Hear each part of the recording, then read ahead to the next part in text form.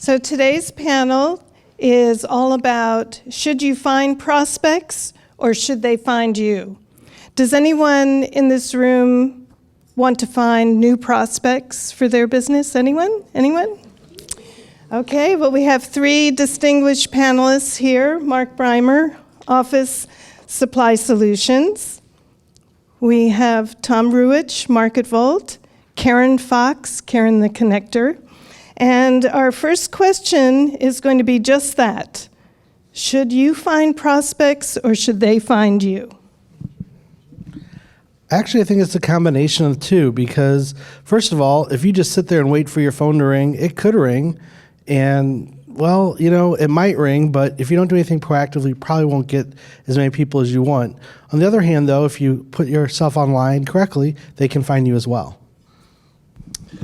I agree that it's a combination of both, and it also depends. It depends on your market and whom you're trying to target. So a great example, I'm in the digital marketing business, email marketing primarily, but we work with a large institution here in town, Central Institute for the Deaf, a school that has a huge B2C component primarily, but they also have a large B2B component. They're trying to reach out to educators to educate the educators.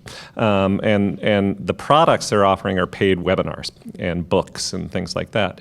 They ran a very, very successful direct mail campaign combined with digital media.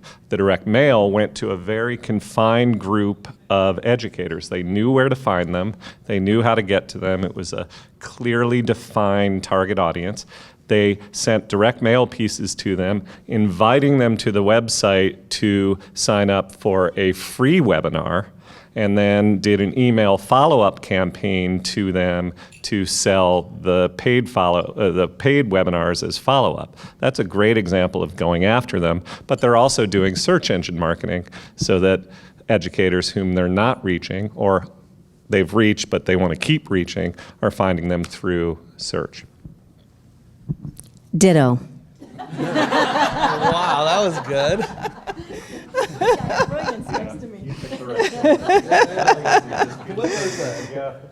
So if any of you out there are feeling like me, this marketing finding prospects or prospects finding us can be very overwhelming. So I'd like to ask the panelists regarding resources. Should we try to do this ourselves, or what resources should we use? Who would like to go first? I'll be happy to start, so you can ditto.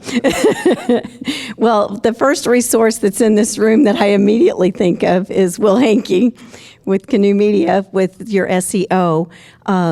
What we've already discussed is you've got two sides of this fence, and it's all part of the marketing puzzle that you're doing for these referrals. So I believe definitely in reaching out to different areas and different products.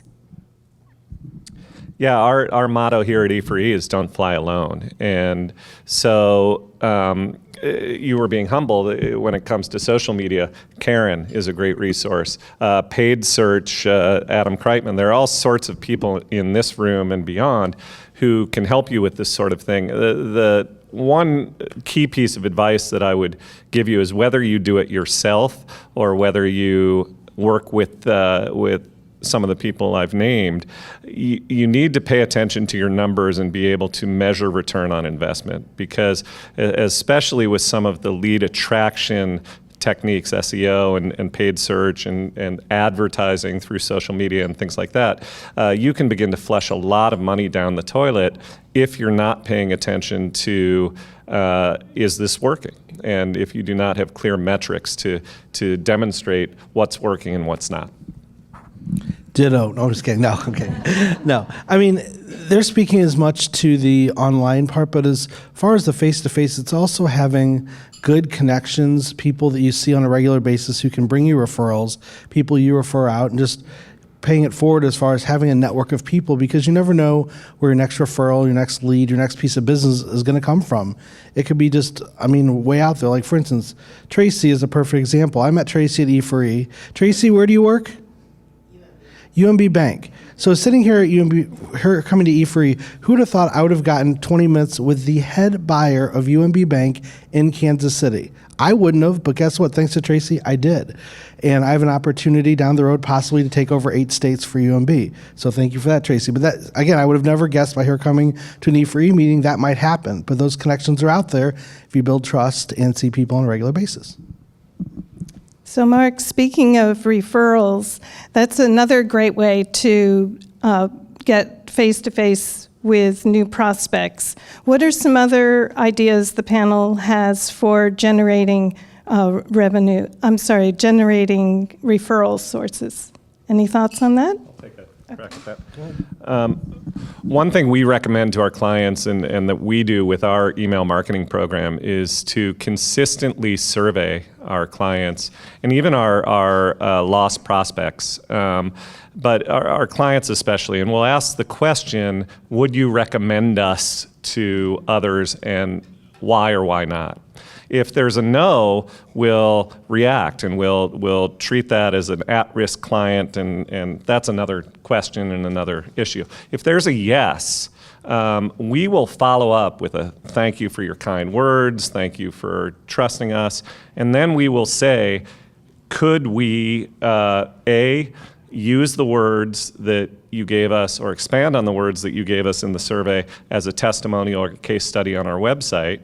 And, oh, by the way, did you know we have a referral program? Here are the kinds of clients we're looking for. Could we ask you to share with people who might benefit from our services the news about our business? So when somebody says, yeah, I like you and I would recommend you, build on that and go straight for the request. Ask for a referral. If you ask, a happy client will 90% of the time give you those referrals. I'm going to go back to the digital landscape when it comes to LinkedIn. I love the recommendations because I look at that as a great referral source, because if anyone's looking at that, they know they cannot be manipulated. In other words, if you make a typo, you have to fix it. I cannot fix it even though you've recommended me. So that's another referral source. I'm going to stick with LinkedIn as well because that's where I go hunt for people. The great thing about LinkedIn, no, I do. I'm on the hunt. No, the great thing is this. LinkedIn will tell you who people are connected to.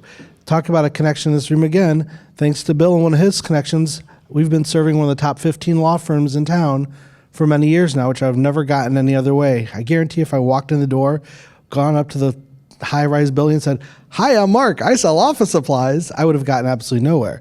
But with Bill's backdoor connection, it got me a meeting.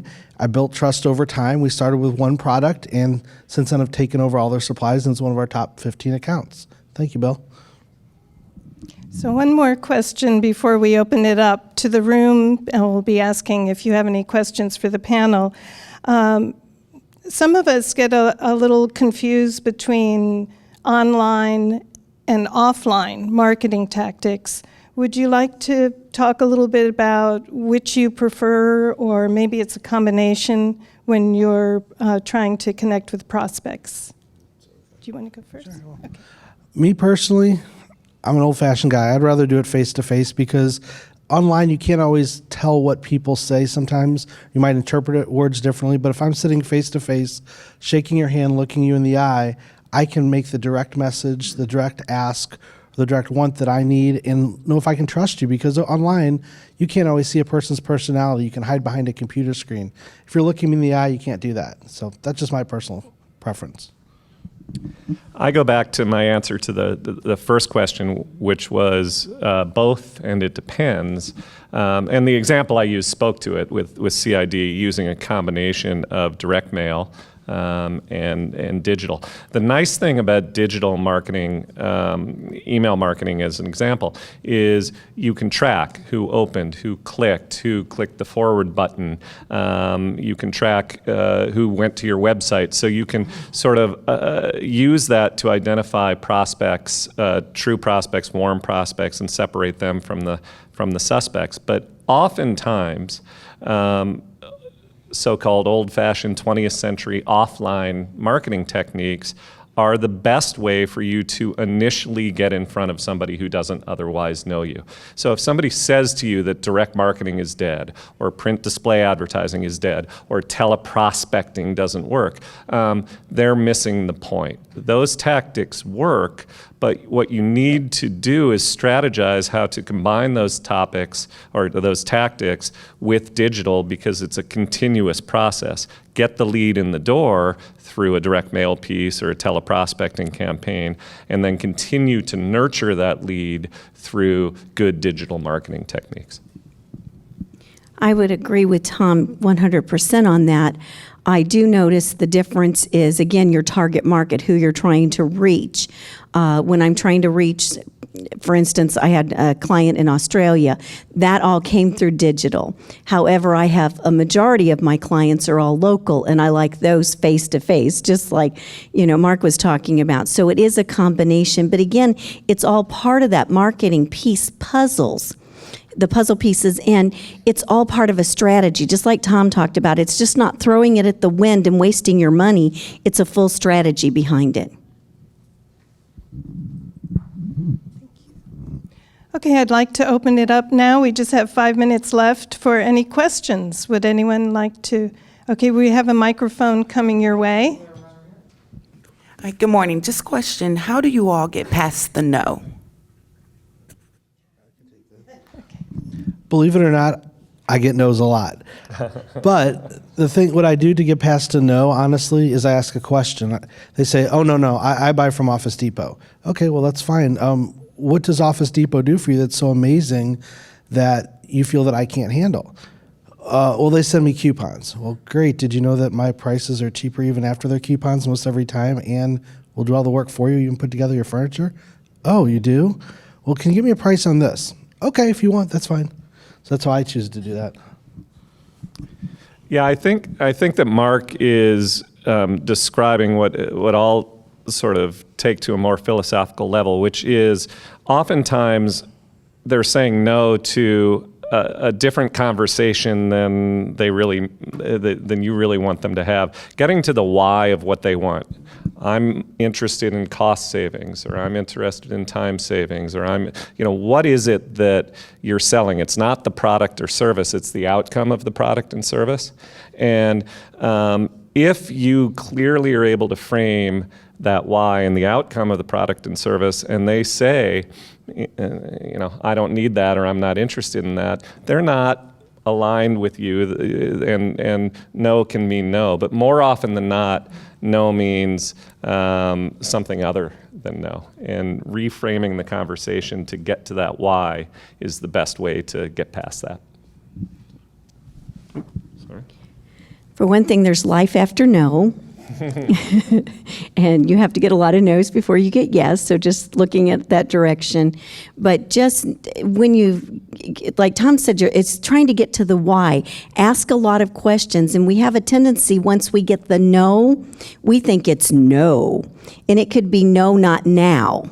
So just getting to the full reason and why of that. Okay, we have time for one more question. For each of you, what's your best lead source? One word for you: lawyers. My